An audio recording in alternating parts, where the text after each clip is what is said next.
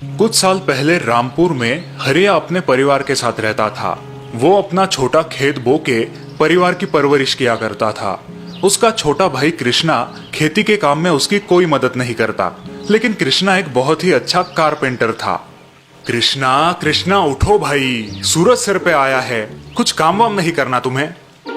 भैया स्कूल शुरू होने में अभी 1 महीना बाकी है, क्यों परेशान कर रहे हो? सोने दो ना। मुखिया जी सुबह आके गए हैं, वो स्कूल के बेंचेस का काम कब तक होगा पूछ रहे थे। कह देना हो जाएगा, अभी बहुत टाइम है। ये कह के कृष्णा फिर मुंह पे चद्दर ओढ़ के सो जाता है। हरिया को समझ नहीं आ रहा आखिर इसे कैसे समझाए। इसी विचार में हरिया अपने खेत की तरफ निकल पड़ता है। जब वो गांव की नुक्कड़ पे पहुंचता है तब अरे भाई, सुना है मुखिया जी दूसरे गांव से मिस्त्री बुला रहे हैं। वो तो होने ही वाला था। कृष्णा के भरोसे बैठेंगे तो हो गया सत्यानाश। हाँ और नहीं तो क्या। हरिया भैया की विश्वसनीयता की वजह से मुखिया जी ने ये इतना अच्छा काम उस आलसी कृष्णा को दिया है। गांव वालों की बातें सुनकर हरिया परेशान हो जाता है, क्योंकि कृष्णा की गैर जिम्मेदारी की वजह से अच्छा खासा पैसे देने वाला काम खोने के लक्षण नजर आते हैं। क्या करूं इस लड़के का समझ नहीं आता। भगवान ने हुनर तो दिया है, लेकिन इसका यह आलसीपन। हरिया थका हारा रात को घर लौटता है। उसकी बीवी उसे खाना परोसती है। बीवी से पता चलता है कि कृष्णा दोपहर 3 बजे उठा और बिना नहाए धोए दोस्तों से मिलने बाहर चला गया है। अच्छा, यानी आज भी स्कूल नहीं गया। इतना काम पड़ा है, लेकिन इस लड़के के दिमाग में भूसा भरा है। और आज जाते समय रात के भोजन में केरी का अचार बनाने के लिए बोल के गए हैं। बीवी की बातें सुनते ही हरिया के दिमाग में एक कल्पना आती है। वो बीवी से नींबू मांग के लेता है और बाहर आंगन में जाके बैठ जाता है। भाभी जल्दी खाना परसो, बहुत भूख लगी है। और हाँ, कैरी का अचार भी देना। केरी का अचार बाहर आंगन में आपके भैया बना रहे हैं। कृष्णा बाहर आता है और हरिया को नींबू के बीज के साथ बैठा देख चकित होता है। भैया, ये नींबू के बीज के साथ क्यों बैठे हो? तुम्हारे लिए कैरी का अचार बना रहा हूँ। भैया आप ठीक तो है? नींबू के बीज से आप कैरी उगाओगे?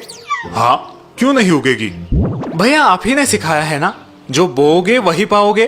फिर तभी मुखिया जी का आदमी वहां आता है और कृष्णा को बताता है कि मुखिया जी ने स्कूल के काम के लिए नए कारपेंटर को बुलाया है। अब उसे स्कूल आने की जरूरत नहीं।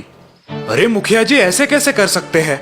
मेरे जैसा एक्सपर्ट कारपेंटर उन्हें आजू बाजू के 10 गांव में नहीं मिलेगा। वो आप उनसे जाके बोलिए, चलता हूँ। अच्छा खासा काम हाथ से जाने की वजह से कृष्णा बहुत दुखी होता है। कृष्णा, अब दुखी होने से कोई फायदा नहीं है। जो जैसा बोता है वैसा ही फल पाता है। तुमने अपने आलसी स्वभाव के कारण इतना अच्छा पैसे कमाने का मौका खो दिया है। भैया मुझे माफ कर दीजिए, आगे से ऐसा कभी नहीं होगा। ठीक है कृष्णा, देर से आए दुरुस्त आए, आगे से ख्याल रखना। तो इस प्रकार देर से ही सही कृष्णा की आंखें खुल जाती है और वो आगे से खूब मेहनत करने का वादा हरिया को देता है।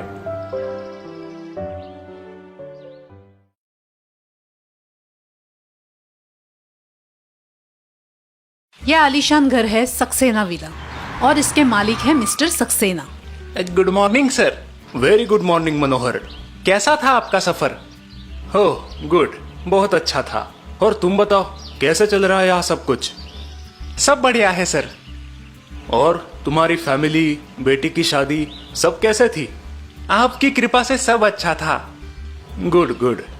अच्छा, मैं यहाँ और 2 दिन हूँ, फिर मैं वापस लंदन चला जाऊंगा। जी सर, आप बिल्कुल निश्चिंत होकर जाइए। अच्छा मनोहर, कार में विदेश से लाई एक कीमती मूर्ति और पेंटिंग है, उसे अंदर लेके आओ। जी सर। मिस्टर सक्सेना यहाँ अपने बंगले में 1-2 दिन आराम से रहते थे और फिर वापस लंदन लौट जाया करते थे। बाय मनोहर, घर का अच्छे से ख्याल रखना। जी सर। और यहाँ मनोहर इस बंगले का अच्छा फायदा उठाया करता था। तुम लोगों को इस बंगले में पार्टी करनी है तो एक रात के 10,000 रुपए होंगे। अरे अंकल, 10,000 बहुत ज्यादा है, कुछ तो कम कीजिए। लास्ट 9,000, उससे कम नहीं। चलो ठीक है। ये मनोहर की ऊपर की कमाई थी। उन लड़कों ने वहाँ रात भर पार्टी की, नाचे, स्विमिंग पूल के मजे लिए और यहाँ मनोहर पैसे गिनकर खुश रहा। और हमेशा की तरह मनोहर ने अगले दिन खुद सारे बंगले की साफ सफाई की। हर महीने मनोहर ये बंगला 3-4 बार भाड़े पे दे ही देता था वो भी मिस्टर सक्सेना को बिना बताए। एक दिन की बात है, मिस्टर शर्मा नाम के एक गृहस्थ मनोहर के पास आए। वॉचमैन जी, आप ये बंगला भाड़े पे देते हैं? जी हाँ सर। मेरी बेटी की शादी है, मुझे ये बंगला 3 दिन के लिए भाड़े पे चाहिए, मेरे मेहमानों को रहने के लिए। 1 दिन का कितना भाड़ा है? 3 दिन का सुनकर मनोहर खुश हो गया। वैसे तो 1 दिन के 10,000 है, लेकिन क्योंकि आप एक साथ 3 दिन रहेंगे तो कुल मिलाकर 25,000। ठीक है, अब इतने आलीशान बंगले का इतना तो देना ही पड़ेगा। ये लीजिए 15,000 एडवांस, और बाकी के जब लोग रहने आएंगे तब दे दूंगा। ठीक है सर। मनोहर की तो चांदी ही हो गई थी। कुछ दिन बाद मिस्टर शर्मा वापस लौटे और उन्होंने मनोहर को बचे हुए 10,000 भी दे दिए। मिस्टर शर्मा के साथ उनके कुछ रिलेटिव्स भी थे। वॉचमैन जी, आप मेरे गेस्ट को बंगला दिखा दीजिए। जी सर। मनोहर ने गेस्ट को बंगला दिखाया और उन्हें वहाँ की कीमती चीजों का ध्यान रखने कहा।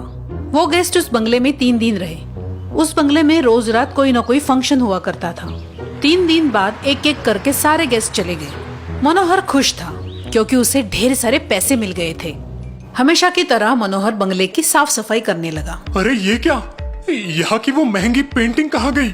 और वो सोने की मूर्ति, सबका सब गायब। साहब ये सब फॉरेन से लाए थे। अब मैं क्या करूँ? पुलिस कंप्लेंट करूंगा तो साहब को सब पता चल जाएगा। ये मैंने क्या कर दिया?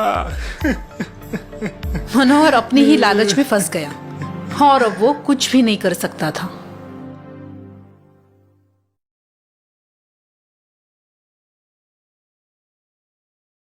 कुछ दिन पहले की बात है।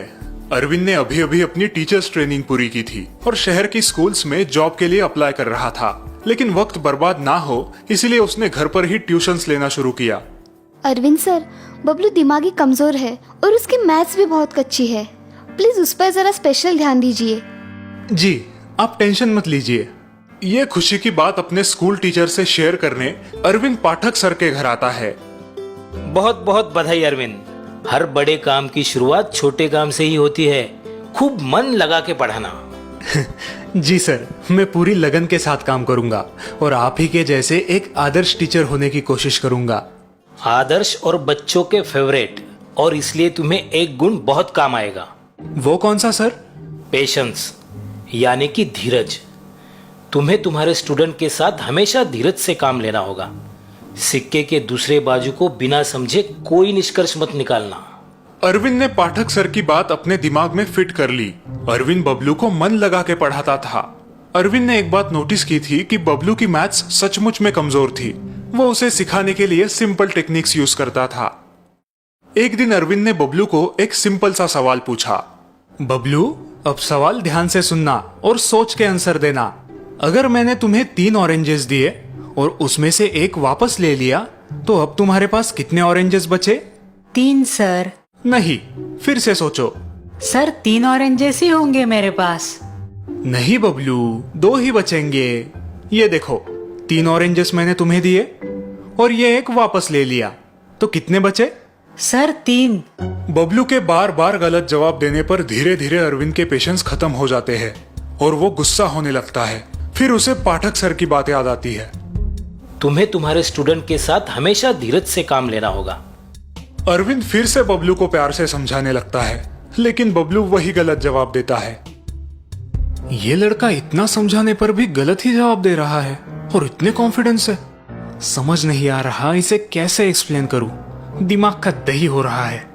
अरविंद के बदले हुए आवाज से बबलू थोड़ा सहम जाता है। अरविंद उसे आखिरी बार वही सवाल पूछता है और बबलू डर डर के वही गलत जवाब देता है।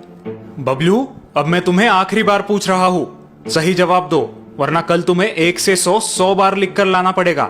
सर लेकिन मैं राइट आंसर ही दे रहा हूँ। अच्छा, अब तुम मुझे मैथ्स पढ़ाओगे। ठीक है, बताओ कैसे तुम्हारे पास 3 ऑरेंजेस बचेंगे? तभी बबलू अपनी बैग में से एक ऑरेंज निकालकर सर को दिखाता है। सर, मेरी मम्मी ने आज मुझे ये एक ऑरेंज आपके साथ खाने के लिए दिया है, तो आपने 3 में से एक ऑरेंज ले भी लिया तो भी मेरे पास 3 ही ऑरेंजेस बचेंगे ना। अरविंद को अपनी गलती का एहसास हो जाता है।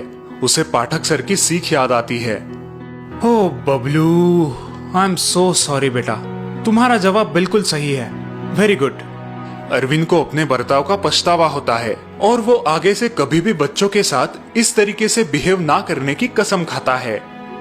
आज इस छोटे बच्चे ने मेरी आंखें खोल दी। सिक्के का दूसरा पहलू जाने बिना ही मैंने अपना संतुलन खो दिया। अब कभी भी ऐसी गलती नहीं करूंगा।